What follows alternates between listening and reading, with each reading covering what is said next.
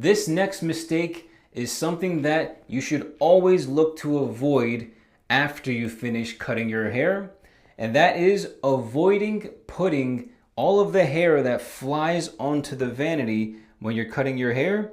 Avoid just washing it down into your plumbing system, all right? So instead of just being lazy and just saying, oh yeah, let's just, turn on the thing and just splash all the, just push all the hair inside the sink and just let it just drain down into our plumbing system. Instead of being lazy and just destroying your home's plumbing system by flushing it down the sink or even putting it into the toilet, don't do that. That's not sanitary. That's not what you want to do, all right? You want to, the plumbing system, imagine how expensive it is just to get like your sink faucet changed by a plumber, right? They're going to charge you $150 for the hour that it takes them to do that. Now imagine if they have to tear open the floors, lift the sink, because the plumbing is destroyed because you clogged up the pipes with all this hair, or they have to go and get a snake done for your house to drain out all the pipes.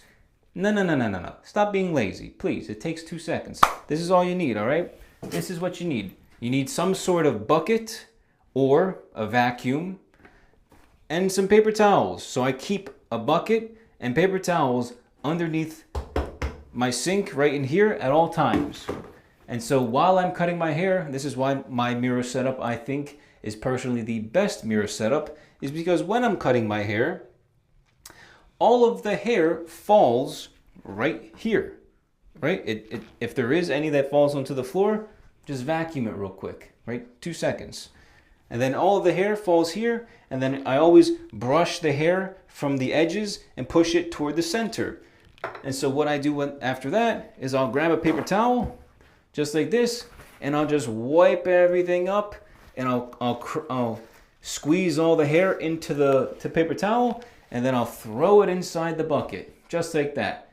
And then you're done, right? No hair needs to go inside the plumbing in the sink. No hair needs to go inside the plumbing in the toilet. And then once you're done cleaning everything up, you can grab all the hair inside the bucket, put it in a bag, or just dump it inside your trash bin outside the house. All right, so very, very simple. It's such an easy thing to do, but I just want to make sure that we're being clean and we're taking care of not just our setup, right, and not just how we clean, but we're also taking care of our home and our plumbing system as well.